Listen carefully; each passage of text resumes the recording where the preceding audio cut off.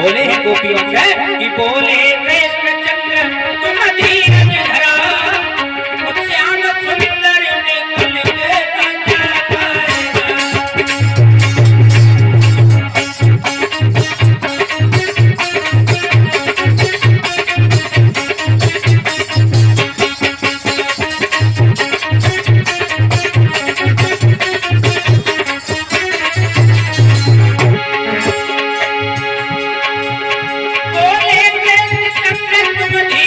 धरा, श्याम सुंदर निकल के राजा पाएगा।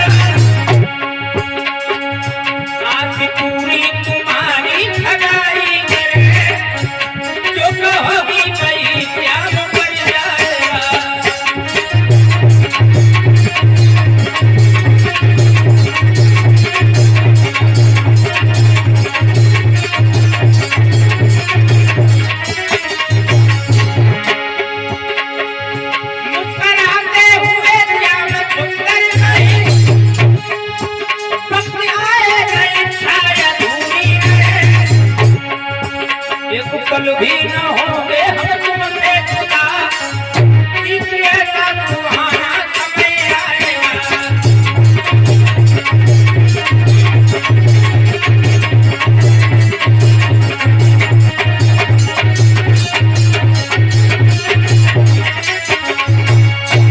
भगवान ने गोपियों से कहा है समय आने दो, समय आने पर मैं तुम्हारे साथ महाराज अवश्य करूंगा। प्यारे श्रोता बंधुओं, इधर गोपियों को तो भेज दिया, भगवान ने योग माया को आदेश दिया तुम यमुना के किनारे जाओ, सुंदर सी रमणी की जगह बना करके आओ। भगवान के कहने के अनुसार योग माया ने यमुना के किनारे बहुत सुंदर जगह रमणी बनाई।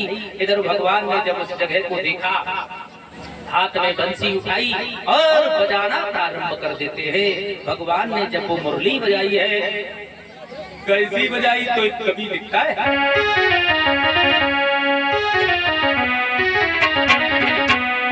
भगवान ने उस जगह को देखा तो कितनी सुंदर है वो जगह। अरे देख जगह को श्याम आज हरिसायो है, बंसी वालो श्याम घूम के आयो है।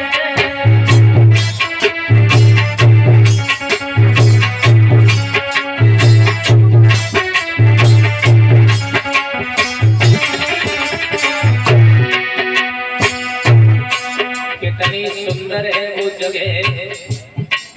भगवान ने जब उसको निहारा तो देखने में चंद्रमा भी फीका पड़ रहा था।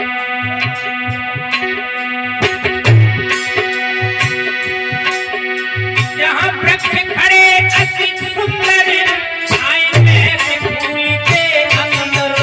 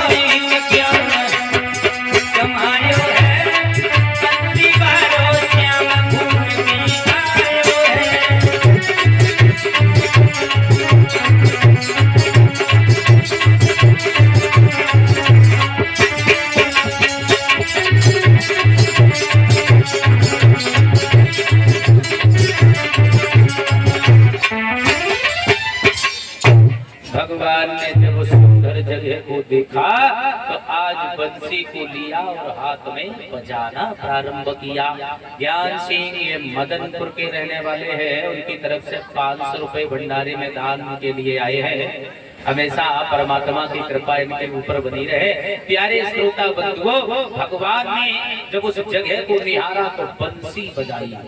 अब कैसी बजाई, अब क्षमा चाहेंगे, मेरी औकात नहीं है जो हम बजा के सुना दें, लेकिन भगवान ने वो मुरली बजाई, बोले ऐसी बजाई, कैसी बजाई, ऐसी बजाई,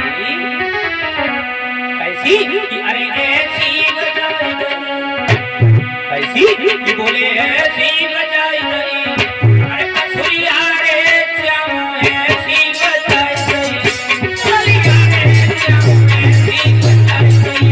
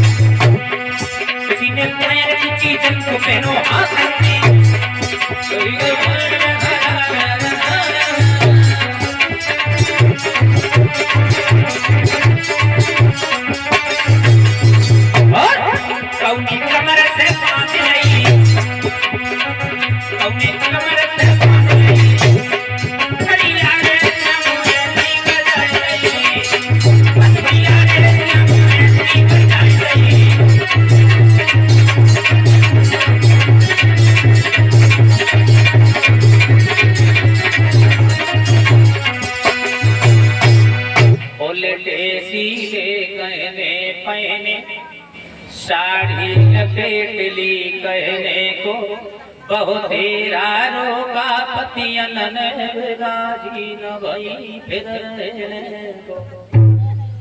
पतियों ने पूछा कहाँ जा रही हो, बोले वृंदावन में महाराज सोरा बहा जा रही हो, रुक नहीं पाऊंगी। सब गोपियां चली। इधर कैलाश पर्वत से भोले बाबा की पत्नी पार्वती जी चली और 2000 रुपए सुधीश कुमार जो हाजीपुर के रहने वाले हैं ठेकेदार साहब, उनकी तरफ से भंडारे में आए हैं। हमेशा सद्बुद्धि प्रदान परमात्मा की कृपा इनके ऊपर बनी रहे। प्यारे श्रोताओं, इधर जब भोले बाबा की पत्नी पार्वती जी चली, भोले बाबा ने पूछा पार्वती कहा जा रहे हैं, और ना नींद लगी। प्यारे श्रोता बंधुओं, पार्वती ने पूछा, वो भोले बाबा ने पूछा, पार्वती ने कहा वृंदावन जा रही हूँ, महाराज हो रहा है। महाराज बोले हाँ, कौन करना का कन्हैया। भोले बाबा बोले हम भी चलेंगे। पार्वती बोली तुम्हारा धरा है, तुम्हारा पुरुष नहीं जाते, केवल स्त्रियां जाती हैं। भोले बाबा ने कहा पुरुषों के लिए भाई कौन सा बैरियर लगा दिया, हम भी जाएंगे महाराज, हमें भी दिखाओ, अकेले नहीं रुक पाऊंगी। या प्यारे श्रोताओ, जब ऐसे शब्द कहे, पार्वती ने कहा भोले बाबा तुम जाओगे वहां, तुम्हें कोई पहचान लेगा, बड़ी बदनामी होगी। एक हाथ की लंबी दाढ़ी, न तो औरतन जैसी चाल आए, बड़ा बदनामी हो जाएगी। भोले बाबा बोले पार्वती कुछ भी करो, लेकिन हमें महाराज दिखाओ, मैं यहाँ नहीं रुक पाऊंगा। प्यारे श्रोताओं, भोले बाबा मैया पार्वती से कहते हैं कि बोले की विलास एक दिन भोला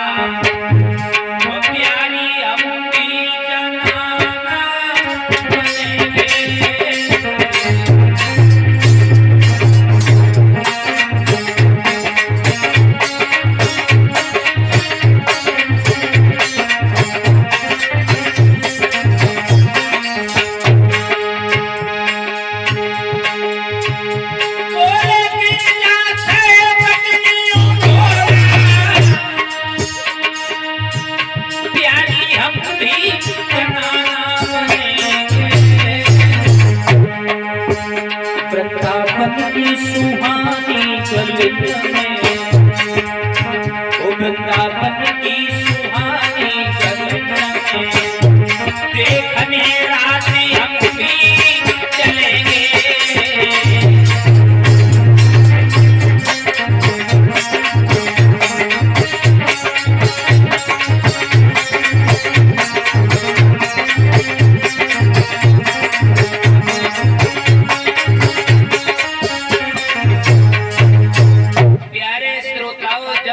सत्य कहे तो भोले बाबा को मैया पार्वती जी जनाना बनाती है। आंचल में चूड़ी पहनाई, पैरन में महावर लगाई, होठन में लिपस्टिक लगाई, साड़ी पहनाई, आगे ढकले तो पीछे खुल जा, तो पीछे ढाकती तब आगे खुल जाती। भोले बाबा से पार्वती मना करती, भोले बाबा कहते कुछ भी करो, हमें महाराज दिखाओ या नहीं रुकूंगा अकेले। आज लेकर के चले भोले बाबा, जब चले हैं लंबा सा घूंघट मार करके कैलाश पर्वत से चलते चलते वृंदावन में पहुंचे। अब जहाँ महाराज सो रहा था, गोपी एक दरवाजे पे बैठी थी, उसने रोक लिया, बोली खड़ी हो जाओ, कहाँ से आई हो? पार्वती जी ने तो अपना परिचय दे दिया, कैलाश पर्वत से आई हो। बोले जाओ। अब पार्वती अंदर हो गई, भोले बाबा बाहर खड़े। अब भोले बाबा मन में विचार करते हैं, अब बताओ हम क्या बताएं कि हम है कौन।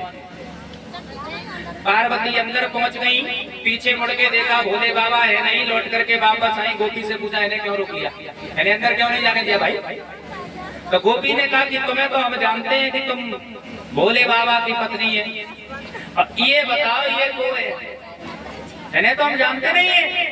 पार्वती ने कहा इन्हें नहीं पहचाना, ये जो है ना कोई गैर नहीं है। बोले है कौन? तो कहा सुना ना, ये कोई गैर नहीं है, ये जो है ना